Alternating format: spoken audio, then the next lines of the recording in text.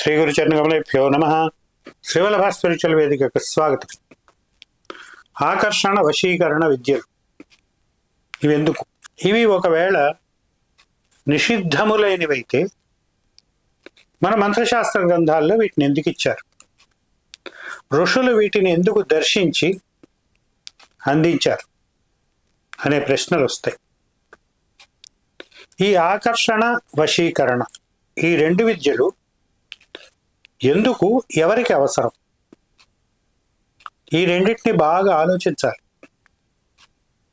ఇవి ఎందుకు అంటే, ఒక కుటుంబం ఉంది, యజమాని ఉన్నాడు, భార్య ఉంది, సంతానం ఉంది.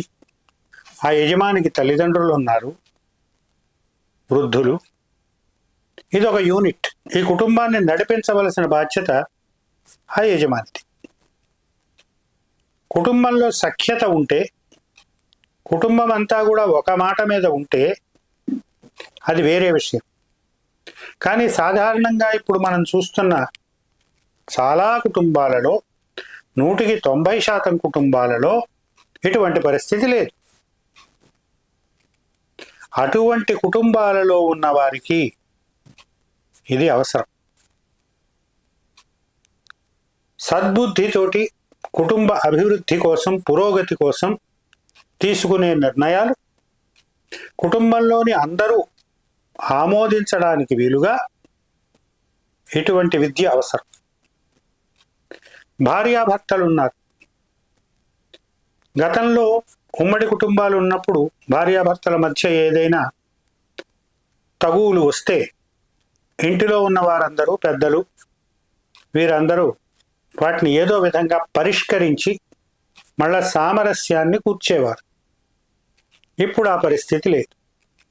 అన్నీ న్యూక్లియర్ ఫ్యామిలీస్. ఇద్దరు సంపాదన పరులు. ఇబ్బందులు వస్తున్నాయి, విభేదాలు వస్తున్నాయి.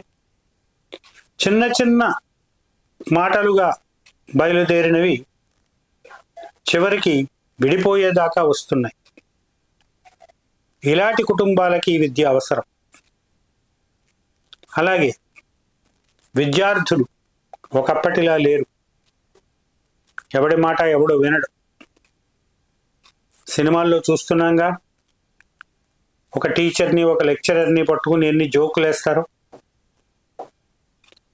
నిజంగా ఉపాధ్యాయుడు లేక ఆ లెక్చరర్ నిజంగా పాఠం చెబుదామనుకున్నా, నిజాయితీగా చెబుదామనుకున్నా వినే విద్యార్థులు ఎంతమంది?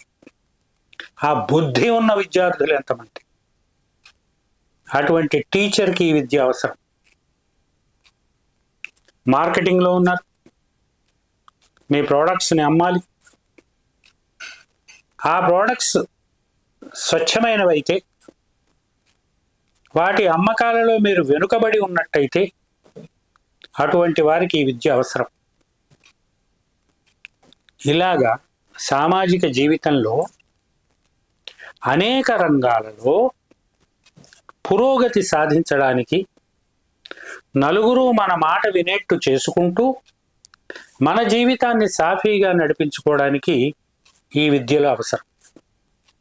అంతేకాని ఈ యూట్యూబ్ ఛానల్ మొదలుపెట్టిన తర్వాత చాలా ఫోన్లు వస్తున్నాయి, రకరకాలు. అసలు వశీకరణ, ఆకర్షణ విద్యలు ఎందుకు అని తెలియని వాళ్లే ఎక్కువ. వశీకరణం బాగుంది, ఈ మాట బాగుంది. ఎలాంటి ఫోన్లు వస్తాయి? నేను ఒక అబ్బాయిని ప్రేమించాను, అతను కూడా నన్ను ప్రేమించాడు, ఈ మధ్యకాలంలో నన్ను దూరం పెట్టాడు, అతన్ని నేను వశం చేసుకోవాలి. ప్రేమలో దూరం కావడం ఏమిటి? అంటే అది ప్రేమేనా? వశం చేసుకునేది ప్రేమ? అలాగే అబ్బాయిలు ఫోన్ చేస్తారు. ఏం చెప్పాలి? భార్యాభర్తల మధ్య ఇబ్బందులు ఉన్నాయి, దానికోసం ఇది కావాలి అంటే సమంజసం. అధికారులు వేధిస్తున్నారు, నా తప్పు లేకపోయినా అంటే సమంజసం. కానీ ఇలాగా ఒక వ్యామోహంలో చిక్కుకుని ఆ వ్యామోహంలో కొంత పొరపచ్చాలు వచ్చి అటువంటి దానికా మంత్ర విద్యలు చెప్పేవాళ్ళు లేరు. ఇది ఈ విద్య దీనికోసం అని చెప్పేవాళ్ళు లేరు. అడిగారు, ఇచ్చేయి. తర్వాత వాళ్ళు ఎన్ని ఇబ్బందులు పడతారు? అది ఇచ్చేవాళ్ళు ఆలోచిస్తున్నారా? లేదు. వారి ధోరణి వారిది. ఇంకా చూసుకుంటే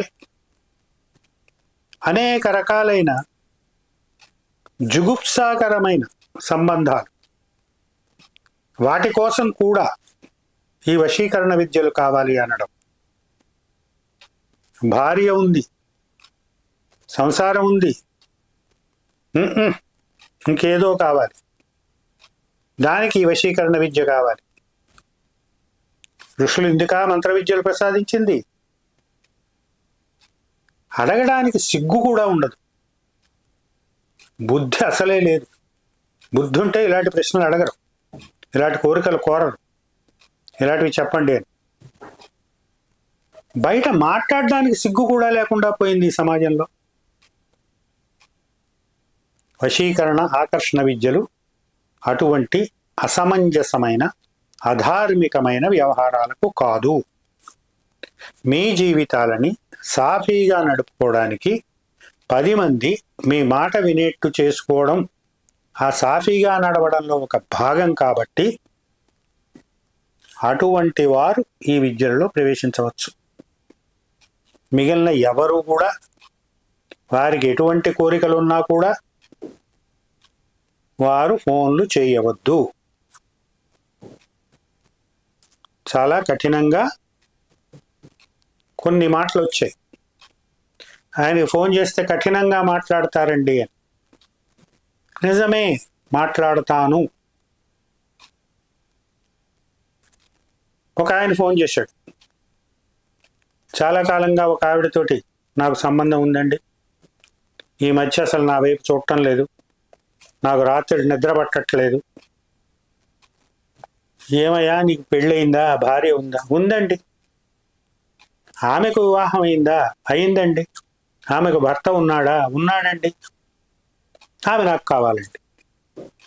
మీరు వశీకరణ మంత్రం చెప్పేయండి, నేను చేసేస్తా. ఇదా? ఇలాంటి ఫోన్లు వచ్చినప్పుడు, ఇలాంటి కోరికలు వచ్చినప్పుడు కఠినంగా కాదు, కఠినాతి కఠినంగా మాట్లాడతాను. అవతల వారు ఏమనుకున్నా నాకు సంబంధం లేదు, నేను పట్టించుకోను. ధర్మబద్ధంగా మీ జీవితం సజావుగా సాగడానికి ఇటువంటివి అడిగితే ఓకే, నాకు చేతనైనంత నేను అందిస్తాను.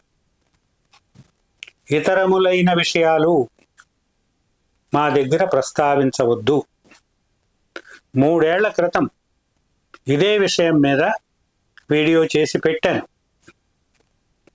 సాధారణంగా ఏం జరుగుతుందంటే, మీరు యూట్యూబ్ యాప్ ఓపెన్ చేసినప్పుడు యూట్యూబ్ రికమెండేషన్స్లో ఒక వీడియో కనిపిస్తుంది. ఆ వీడియో చూసి దానిలో ఉన్న నంబర్ చూసి ఫోన్ చేస్తారు. ఫోన్ చేసి, అయ్యా మా సమస్య ఇది అంటారు. ఆ సమస్యకి ఏం చేయాలో ఆల్రెడీ చెప్పే ఉంది అక్కడ. అంటే ఛానల్లోకి వెళ్ళి పాత వీడియోలు చూడరు. కనుక ఒక వీడియో మీ కంటపడితే దాన్ని చూసిన తరువాత ఛానల్లోకి వెళ్ళి ఇంతకుముందు అందించిన వీడియోలు చూసి దానిలో మీరు ఇప్పుడు చెప్పబోతున్న సమస్యకి సంబంధించిన ప్రస్తావన లేకపోతే, అక్కడ మీకు ఏ పరిష్కార సూచన దొరకకపోతే అప్పుడు మాత్రమే ఫోన్ చేయండి. లేదంటే మీకు నాకు కూడా టైం వేస్ట్. మీరు ఫోన్ చేస్తారు, మీ సమస్య చెప్తారు, నేనేమంటాను, అమ్మా లేకపోతే అయ్యా ఈ సమస్యకి సంబంధించి ఏం చేయాలో ఆల్రెడీ వీడియోల్లో చెప్పాను, పాత వీడియోలు చూసి కాస్త చూసుకోండి, వాటిలో ఎక్కడ దొరక్కపోతే మాట్లాడదాం అని చెప్తాను. మీకు టైం వేస్ట్, నాకు టైం వేస్ట్. కనుక దయచేసి ఫోన్ చేసే ముందు పాత వీడియోలు ఒకసారి చూడండి. ఇప్పుడు ఈ వీడియో ఎందుకు చేయవలసి వచ్చిందంటే, రాజశ్యామల నవరాత్రులు, మాతంగి నవరాత్రులు రాబోతున్నాయి. ఆ రెండూ కూడా ప్రధానంగా వశీకరణ, ఆకర్షణ, సమ్మోహన, విద్యాప్రదాయక విద్యలు. ఖచ్చితంగా వాటి గురించి ఎంక్వైరీ అనేది వస్తుంది. మనం గత కొన్నేళ్లుగా కూడా ఈ నవరాత్రుల్ని మనం మహాకామేశ్వరి పీఠంతో కలిపి సంయుక్తంగా నిర్వహించుకుంటూనే ఉన్నాం. ఆ వివరాలు కూడా తర్వాత అందజేస్తాను. కనుక దయచేసి ధర్మబద్ధంగా మీ జీవితం సాఫీగా సాగడానికి ఇటువంటి విద్యలు అవసరమైతే అప్పుడు మాట్లాడదాం. ఇతరేతరమైన కాంక్షలతోటి ఈ విద్యల జోలికి పోవద్దు. వేరే ఎవరైనా ఇస్తే తీసుకోండి, దాన్ని నేను ఆపేవాడిని ఏం కాదు, ఆపగలిగేవాడిని కాదు. కానీ తర్వాత దాని పరిణామాలు వాటిని మీరే అనుభవించవలసి వస్తుంది. ఇది గుర్తుపెట్టుకోండి. స్వస్తి.